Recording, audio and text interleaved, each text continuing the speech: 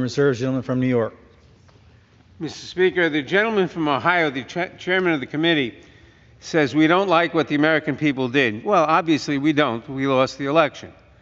But relevant to this bill is we don't like what Mr. Jordan did.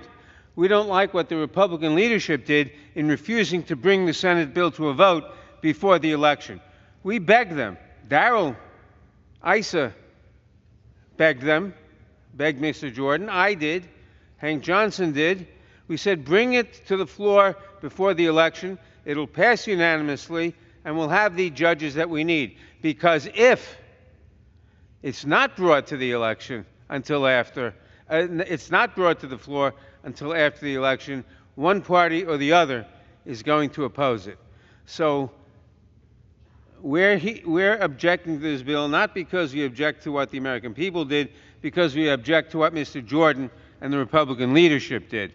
And I now yield 3 minutes to the distinguished representative from Maryland, Mr. Ivey.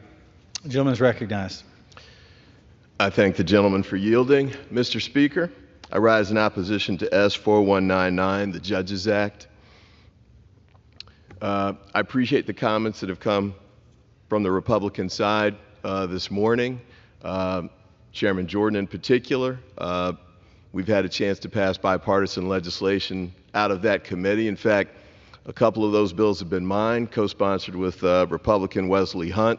So I know we can get it done. I know we can work in a bipartisan fashion and get legislation out of the committee when we choose to do so.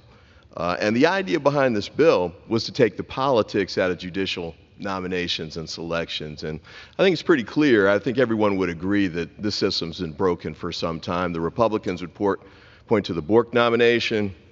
We certainly on the Democratic side look at what happened with Merrick Garland and his Supreme Court nomination that was blocked. He had to wait almost a year and wasn't even given a hearing during that time. And then after that, Justice Amy Coney Barrett was confirmed by the Senate in about a 3-week period, if I recall correctly, even though that happened just before the election and President Biden would have been in place to make the selection for the Supreme Court at that time. So this bill was aimed at trying to get around that and take the politics out of the selection process by having the decision made with respect to the passage of the legislation before we knew who the president was going to be. And I thought that was a good way to go. I didn't co-sponsor this bill, frankly, because I was a little worried we ended up in exactly the place we are today.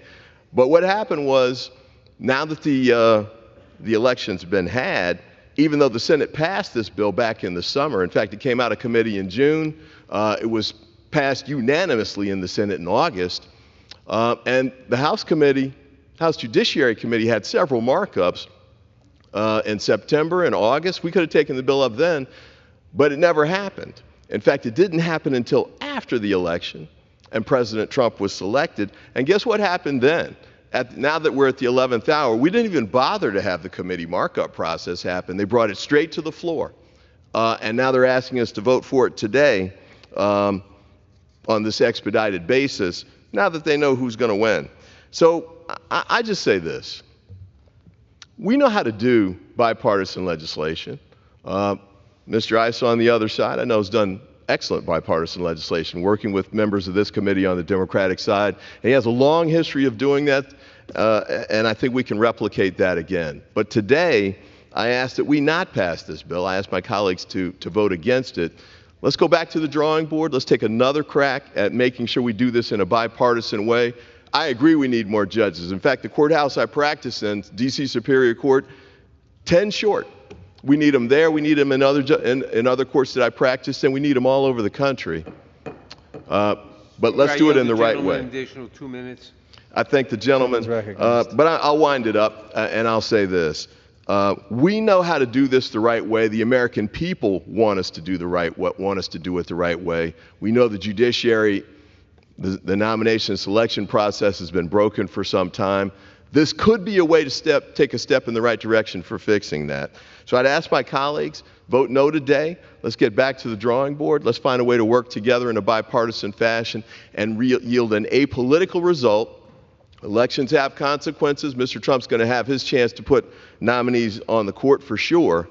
but let's try and do it in a way that looks out over time, makes it more equitable over time, so we can have a balanced judiciary that the people believe in and have confidence in and don't feel is political and partisan. And with that, I yield back. I reserve. Gentleman from New York reserves. Gentleman from California.